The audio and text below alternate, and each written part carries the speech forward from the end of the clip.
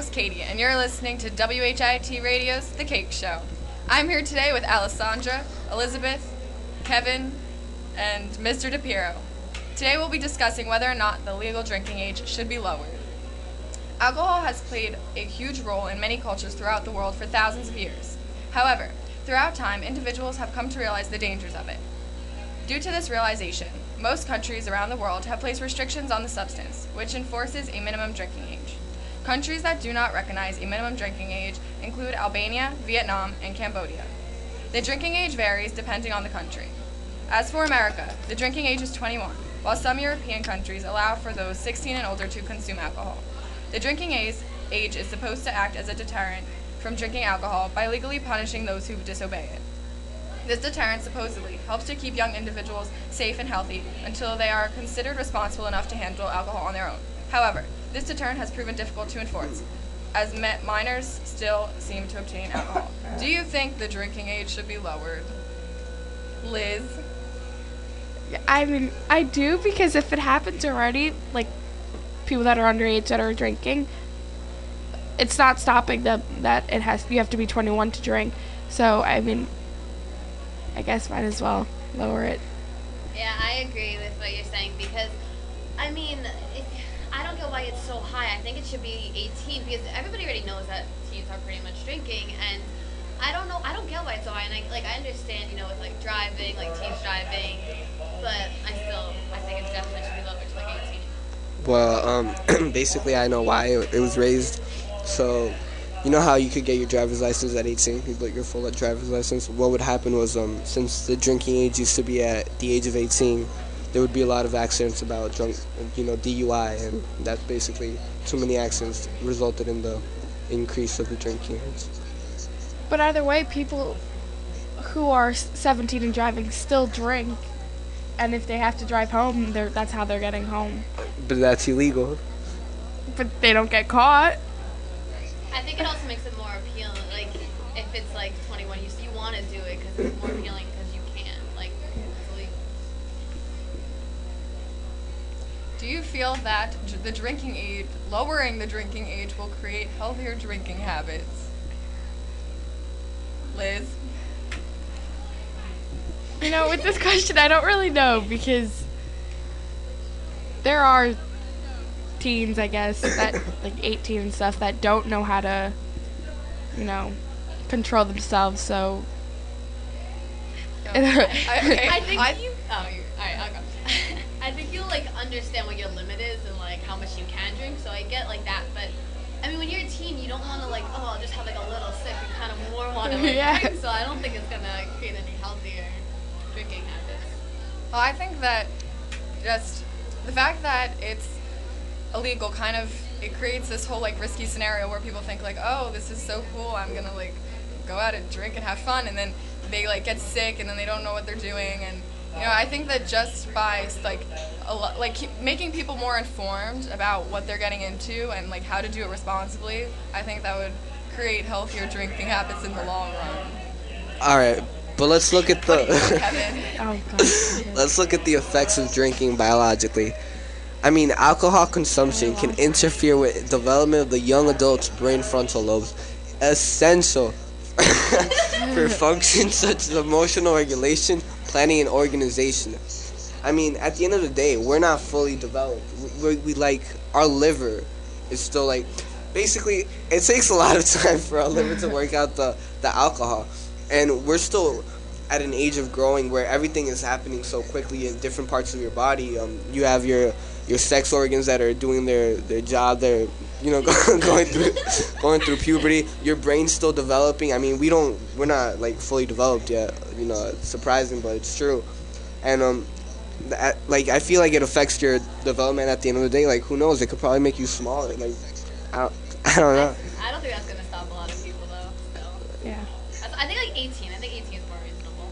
Well, I think that when people get liver damage and certain things like that, I know when you get liver damage, you're drinking like immense amounts of You're an alcohol. alcoholic. So if you say to these people and these young individuals, you say this is a healthy amount to drink, then if you're leading them and telling them how it's, oh my god, If you guide them on what the proper amount of alcohol is that would not give them liver damage, then I think that would be ultimately more beneficial than if them just going out on their own and doing it behind adults' backs, because then they don't know what they're doing, and that's what leads to like liver damage and more destructive side effects. So, do you feel that people should have the right to decide whether or not they can drink, even at a young age? No. Why? I think there should be a law because it does it does like promote like that they want to like enforce like a good next generation, but not so hard. Alright, anybody else? I don't know. Yeah, I don't think they should, decide whether, like, at a young age, think, oh, I'm responsible enough to drink. Like, they don't really know their limit. Yeah, So there's enough accidents. I think 18 is a pretty good age. There's enough accidents, like people drinking too much and like all that stuff. So if like a 13-year-old's like, oh yeah, I can drink, like it's not gonna. There'll be a lot more stuff happening. So, with alcohol. so do you think that parental consent or supervision would be good enough for young That's individuals just so to drink? weird. Or do you think that it just, You could say that like you want like the end of the law, like your parents have to be there, but no one's gonna drink with like their parents. Like I think that there's actually, I was researching last night, and I actually saw that it said something like in 45 states with parent supervision, you could actually drink. Like, I heard you're that. allowed to, like, What at any age. But I don't know if that's, no, I heard something like I don't know. If it's including New 16 Jersey, maybe. there's 5 states that aren't allowed to drink with parent supervision. But I like, don't if think you're it's probably in a much non, trouble. a location that doesn't sell alcohol, like you have to be like, I guess, at home or at someone's house, but you can't be like out at a restaurant and drink. But I know that when my friends went to the Hamptons last summer, I think, they were at dinner with their parents, and the waiter actually offered them wine. Yeah. But they were like, if your parents are okay with it. Someone offered me wine once when I was out to eat. Some people argue that putting restrictions on alcohol can cause individuals to turn to other drugs and substances. Do you think this should be a concern? I think if you like try alcohol, I mean, there's probably like a higher percentage that you'll try other stuff as well, but I guess. So, surveys at East Carolina University found that when the drinking age was raised from 19 to 21, 22% of students reported they intended to use other drugs as drinking became illegal for people their age. Meanwhile, in Arizona, surveys before and after the drinking age was raised from 19 to 21 found no reduction of alcohol consumption among their students, proving raising the drinking age doesn't necessarily mean a definite reduction in consumption. In saying this, the legal system should acknowledge high rates of underage drinking and change their restrictions to reflect the reality of drinking patterns, in my opinion.